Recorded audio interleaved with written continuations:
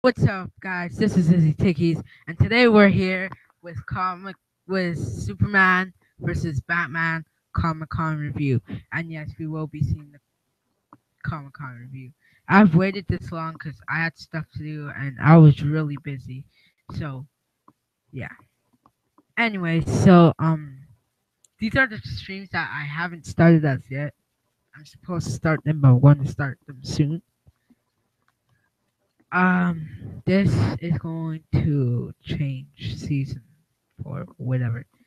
Anyways, so I kind of missed doing this. So we are going to watch the trailer first.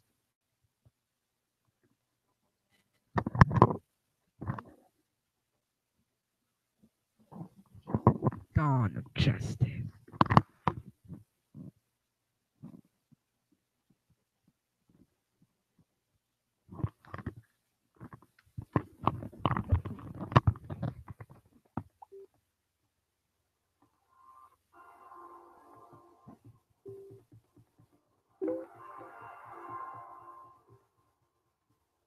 Is it really surprising that the most powerful man in the world should be a figure of controversy? We, as a population on this planet, have been looking for a savior. We're talking about a being whose very existence challenges our own sense of priority in the universe. Human beings have a horrible track record of following people with great Power corrupts, and absolute power corrupts absolutely. Chaos. Maybe he's just a guy trying to do the right thing. Better now, don't. He's out of control! They brought their warriors. Now they come from the sky. The world has been so caught up with what he can do that no one has asked what he should do.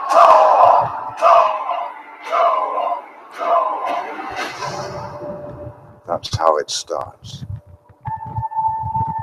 The fever, the rage, the feeling of powerlessness that turns good men cruel.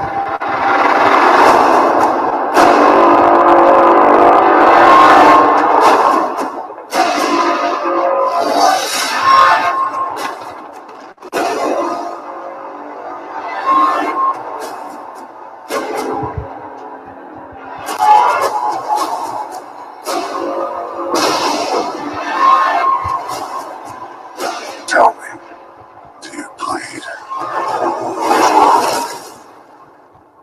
You will.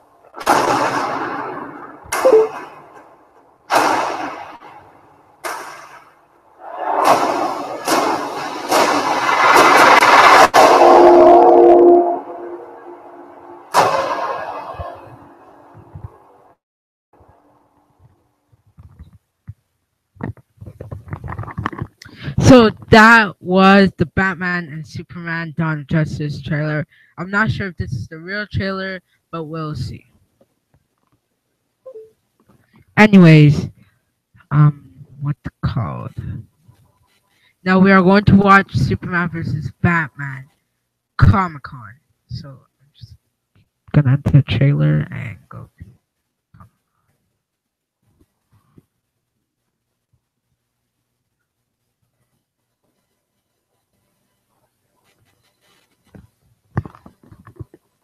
Sorry guys, my computer sometimes.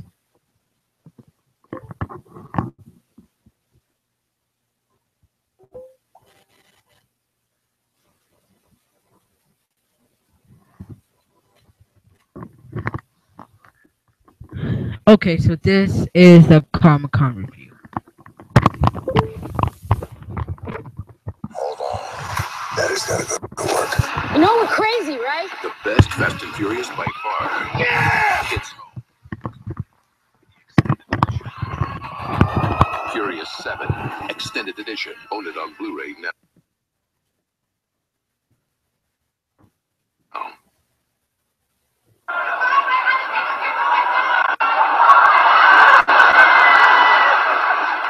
Are you kidding me? I'm sorry, I really was back after having a picture. I'm so sorry. Okay. Let me. Oh, Lordy, I might have peed myself just a tiny bit. All right, you guys. I am super excited. I know somebody out there has some unnatural love for the person that's about to come out on this stage, but it can't be as deep, intense, or unnatural as mine. Ladies and gentlemen, please welcome to the stage, Zack Snyder.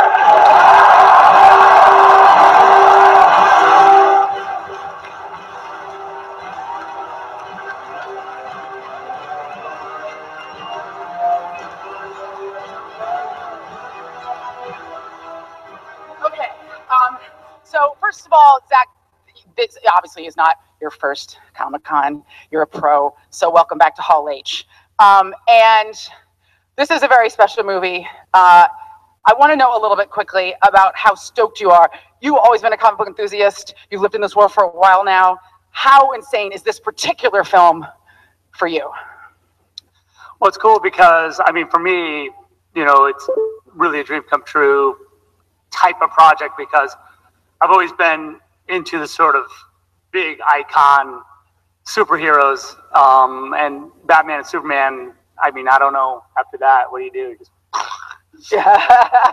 it's they're pretty, it's pretty epic. So, yeah, and by the way, and getting a chance to make this particular movie with this particular cast, I don't know for me how it gets any better than that. I really, honestly, it's been a pleasure and an honor working with this group. I've seen some footage from the film. It's extraordinary. I don't know quite how to articulate what an epic collision and story this is going to be. I think the thing to do right now is to bring the rest of the cast out, and then let's do it. Yeah. Okay. So, ladies and gentlemen, please welcome to the stage Holly Hunter.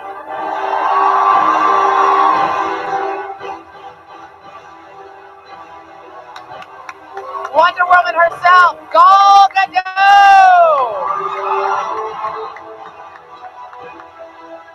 The sinister Jesse Eisenberg. Sinister. He's super sinister. Look at him. He's got a blazer on. That's evil.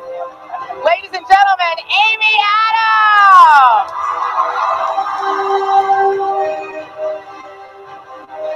Out of one suit and into another, back on our stage, Henry Cavill.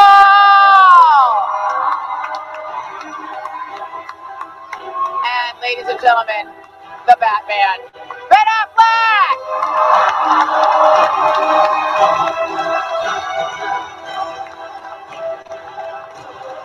All right. Hi, everybody. Have a seat. Yes, take a seat. Jeremy? Oh, Jeremy. Do we not have Jeremy? Not here. No, he's here. Oh, he is here. He wasn't. Oh, well. Ladies and gentlemen, Jeremy Irons.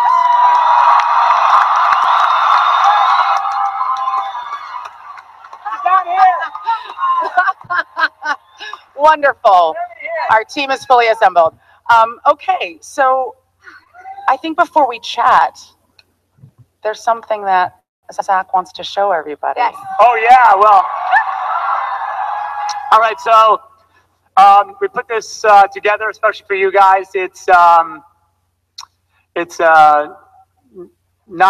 the whole movie, of course, but I think you get a little bit of a taste of what it's about. I've got two big questions off the top before I move to the audience. And the first one is, for people here who are not DC experts, not everybody has read every DC book, 3 people in the back who've never slept.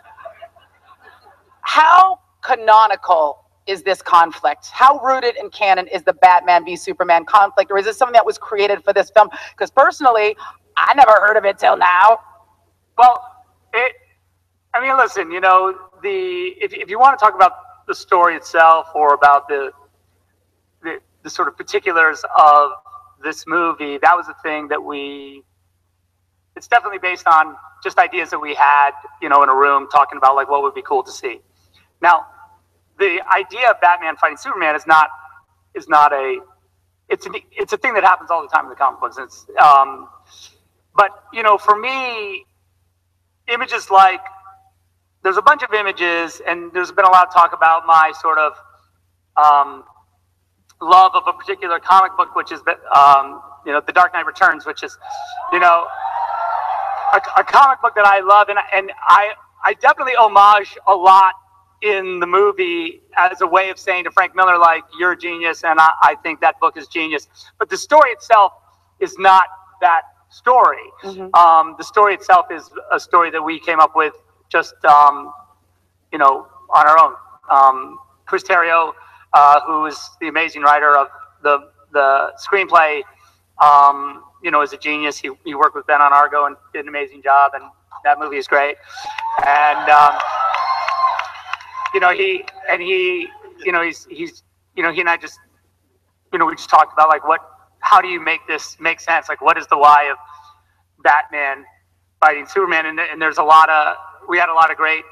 We had done stuff in Man of Steel that actually allowed us to create a conflict that really makes sense for what this movie's about, and also sort of launch you toward what could be bigger conflicts with maybe more other superheroes. Who knows? I mean, I do know, but you totally know. You're a comic tease. Yeah. Oh, nice. Yeah, thank you. Thank you. I'm glad you worked through that with me. That was nice. Sorry, this is also the first time we're seeing Batman and Superman together on the big screen. We've seen it in the books before, obviously, many times.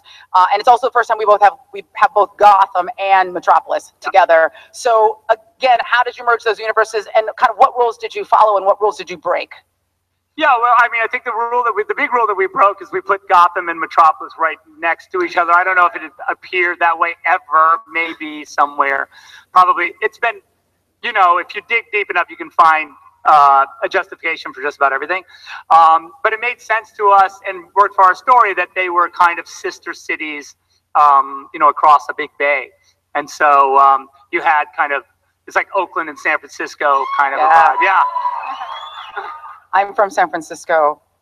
San Francisco would win, I think. Okay. Yeah. So you're from Metropolis. I'm from Metropolis. Okay, good. That feels good. Look, people know this world, and they think they know this world intimately, but there have been so many iterations and so many reboots, obviously, in the DC universe. I want to talk a little bit about the panel here, because this is a pretty iconic group of characters that people know, that have been played before. If we could just go down the line and talk a little bit about what creative challenge that presents when you're playing a character that's been played before multiple times by multiple actors. What do you stay true to from the canon, and what do you invent? And was that challenging for you? Did everybody just find a new way into the character and it was simple? I don't know. Should we start with me? Yeah, why don't we start with Cole? Who would like to start? This is a democracy. Okay. Well, Michael Caine was pretty amazing. As Alfred. So I had big shoes to sit in, but he's a little different, my Alfred. So I think there are surprises in store, but I carried along myself on the explosions around me and on the world around me. I followed the boss and tried to make him happy and tried to make him safe and tried to make him grow up a little. Holly? You want to take it? Hi everyone, you look so beautiful. Thank you for being here. I'm so excited, so I'm just buying some time. Well, for me, with Wonder Woman, I feel like I have been given such a huge opportunity to show the strong, beautiful side of women, finally. And thank you. And Wonder Woman has all the strength of a superhero, but at the same time, she's very sophisticated, loving, and has a lot of emotional intelligence. So for me, I feel very, very privileged to be the one who's going to bring her back to life. And I just can't wait to celebrate this character, and I hope you all enjoy it. Girl power. To the girl power? Okay. Girl power fist. I was going to say the thing about the strong, independent women, but she took that. Sorry, Jess. No, my character has been in obviously other movies, and you know, there's always kind of like a campy element to the character, but probably in terms of your question, I think there's probably a real kind of emotional groundedness to this version of it, and I attribute that to the writer Chris Terrio, as Zach said, who's just such a phenomenal writer, and gives every character in this movie like a real emotional core, even though the situations are so heightened and theatrical. Yes. It's also, he also had the most luxurious locks of any Luthor ever. Really, very. I mean, swing that around. That was beautiful. A very low bar. They were all bald.